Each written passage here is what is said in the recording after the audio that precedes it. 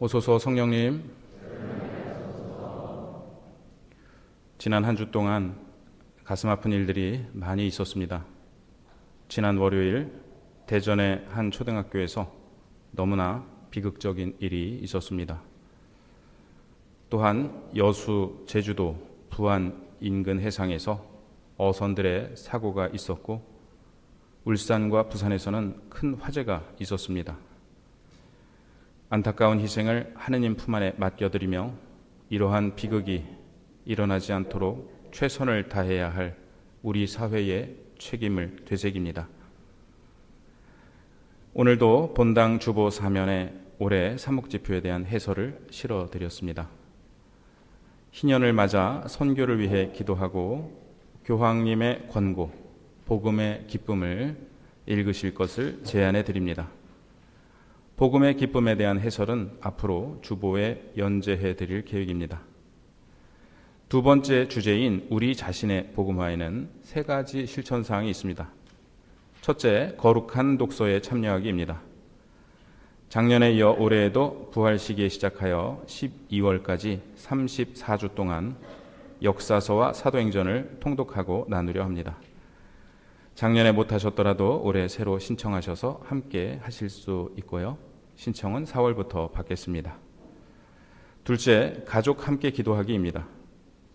교구장 주교님께서는 사목교서에서 맨 먼저 주일학교 청소년, 청년 사목을 말씀하셨는데요. 우리 본당은 주교님의 말씀에 따라 본당 신부와 주일학교 학생 및 청년의 인격적 만남을 위해 그리고 어린이, 청소년, 청년들이 언제든 머물 수 있는 성당이 되기 위해 노력하겠습니다. 각 가정에서는 매일이 아니더라도 그리고 잠깐이라도 가족들이 함께 기도하는 시간을 가져주시기를 부탁드립니다. 천영성체 교리를 하면서 가족 함께 기도하기라는 과제를 주면 부모님들이 겸연쩍어 하시면서도 막상 함께 기도하시고는 아이들보다 더 좋아하시더라고요. 자녀를 위한 첫 번째 신앙교육은 함께 기도하는 것입니다. 셋째, 구역 모임과 단체 활동 참여하기입니다. 특히 쉬는 교우들이 구역 모임에 나와 신앙생활을 다시 시작할 수 있도록 초대해 주시기를 부탁드립니다. 올해에는 사순시기뿐만 아니라 1년 내내 목요일 저녁에 각 구역을 방문하여 미사를 봉헌하려 합니다. 미사 봉헌을 원하시는 가정은 구역장님께 신청하시면 됩니다. 아울러 성당 내의 여러 단체에 관심 가져주시고 함께 활동해 주시면 감사하겠습니다. 오늘 복음에서 예수님께서는 제자들에게 말씀하십니다. 행복하여라 가난한 사람들, 하느님의 나라가 너희의 것이다. 8개의 행복에 대한 마테오 복음의 말씀과 비슷한데요. 루카 복음은 4개의 행복과 4개의 불행 선언의 말씀을 전합니다. 또한 마테오 복음은 행복하여라 영으로 가난한 사람들이라는 말씀으로 시작하지만 루카 복음은 행복하여라 가난한 사람들로 시작합니다. 영적으로 가난한 상태뿐만 아니라 경제적 가난을 포함하여 말씀하십니다. 군인들이 생활하는 내무반에는 관물대라는 것이 있는데요. 군복이나 장비를 정리하여 놓는 장입니다. 제가 복무하던 부대에서는 자기 관물대 앞에 사진 한 장과 자신의 좌우명을 쓴 종이를 꽂아놓는 관례가 있었습니다. 저는 당시에 제가 가장 좋아하던 말씀을 적었는데요. 바로 오늘 복음 말씀, 행복하여라 가난한 사람들이었습니다. 많은 고참들이 제 좌우명을 보고 놀렸고 특히 군기 당번이던 고참은 야, 내가 외출 나갔다가 돈이 떨어졌는데 세상에 그보다 더 비참한 게 없더라. 가난한 게 왜 행복하냐 하면서 시비를 걸었습니다. 이처럼 예수님께서는 세상 사람들이 이해하지 못할 말씀을 하십니다. 가난한 사람들, 굶주린 사람들, 우는 사람들, 당신 때문에 박해받는 사람들이 행복하다고 하십니다. 여기서 행복하다라는 단어는 예수님을 잉태하신 성모님께서 엘리사벳을 찾아보셨을 때 엘리사벳이 성모님께 외쳤던 인사 말씀, 행복하십니다. 주님께서 하신 말씀이 이루어지리라고 믿으신 분, 행복하십니다와 같은 단어입니다. 또한 네 가지 행복은 레지오 단원들이 까테나를 통해 매일 바치고 있는 성모님의 노래의 내용과 비슷합니다. 하느님께서 미천한 이를 끌어올리시고 줄이는 이를 은혜로 채워주신다는 성모님의 노래 안에 이미 가난하니 굶주리니 우는 이들에 대한 예수님의 행복 선언이 예고되어 있습니다. 이들이 행복한 이유는 첫째, 성모님께서 말씀하신 것처럼 하느님 나라에서 이것이 역전되기 때문입니다. 두 번째 이유는 제1독서에서 예레미야 예언자가 해설하고 있습니다. 사람에게 의지하는 자와 쓰러질 몸을 제 힘인 양 여기는 자는 저주를 받으리라. 그러나 주님을 신뢰하고 그의 신뢰를 주님께 두는 이는 복되다. 예레미야의 기준은 명확합니다. 하느님만을 의지하는 이는 행복합니다. 사람에게 의지하는 이는 불행합니다. 제1독서의 말씀 일부를 직역하면 다음과 같습니다. 저주받은 자는 좋은 일이 찾아와도 그것을 경험하지 못한다. 행복한 이는 뜨거움이 찾아와도 그것을 두려워하지 않는다. 제1독서의 말씀에 비추어 보면 복음에서 예수님께서 하신 말씀을 더 잘 알아들을 수 있습니다. 예수님께서는 가난과 고통, 슬픔 그 자체를 찬미하지 않으십니다. 그것들이 우리로 하여금 하느님께 의지하게 하기에 의미가 있습니다. 중요한 것은 가난과 고통 그 자체가 아니라 그것을 통하여 주님을 찾고 주님께 의지하는 것입니다. 그런데 주님께 의지하면 모든 것이 잘 해결될까요? 언제나 그런 것 같지만은 않습니다. 프랑스의 가톨릭 문학가 조르주 베르나노스는 신앙은 90%의 의심과 10%의 희망이다 라는 말을 했습니다. 언뜻 들으면 잘 이해가 되지 않습니다. 신앙은 20, 30% 정도의 믿음에서 시작하여 100%의 믿음으로 향해야 하는 것이 아닌가요?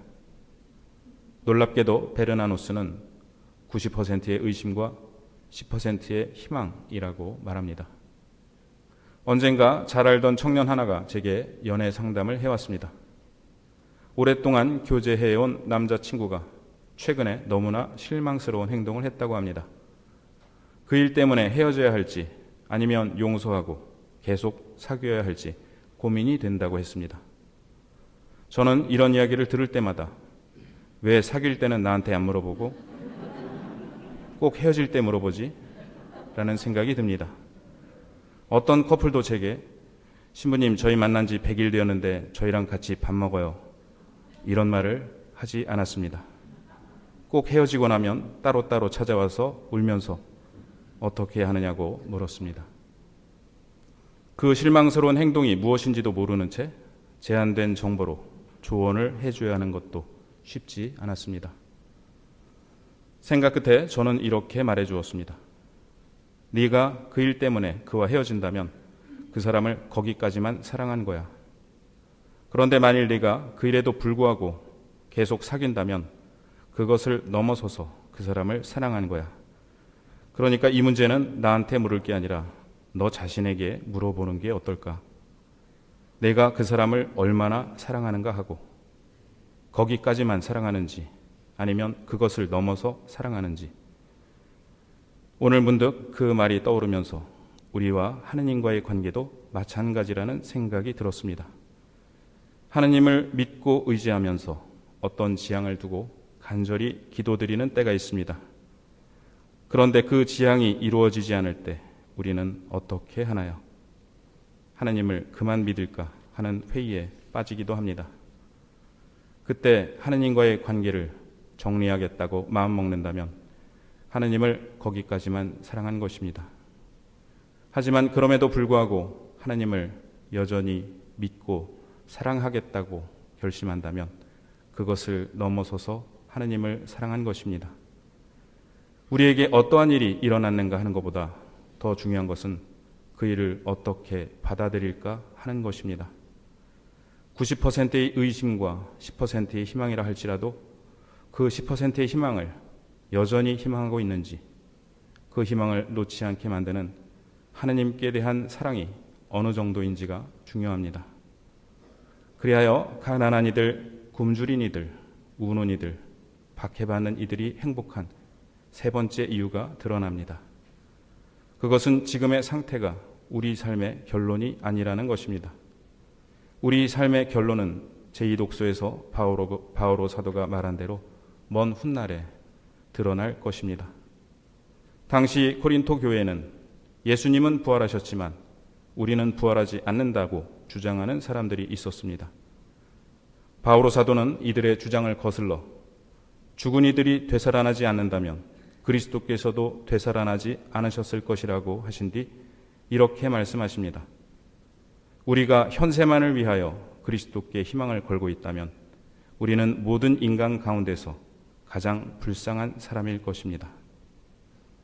제2독서는 그리스도께서 죽은 이들의 만물이 되셨다라는 말씀으로 맺습니다. 만물은 추수할 때 처음 수확하는 곡식을 뜻합니다. 어떤 농부도 추수를 시작하면서 만물만 수확해놓고는 추수를 중단하지 않습니다. 하나님 아버지께서는 그리스도를 부활하게 하심으로써 당신께서 지극히 사랑하시는 아들, 딸인 우리를 당신의 나라에서 영원히 살게 하시는 추수를 시작하셨습니다. 우리가 가난한 그만큼 주님만을 고대하고 하나님 나라에 희망을 걸기에 우리는 행복합니다. 우리가 실망했다면 그 실망을 넘어서서 주님을 의지하고 마지막 희망을 주님께 걸기에 우리는 행복합니다. 어떤 사람은 아무런 고민거리가 없어야 행복하다고 말합니다.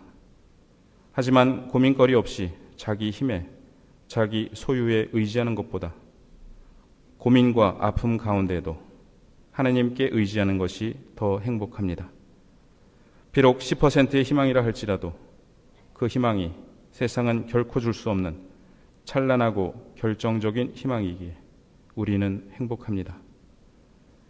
행복하여라 가난한 사람들, 하나님의 나라가 너희 것이다.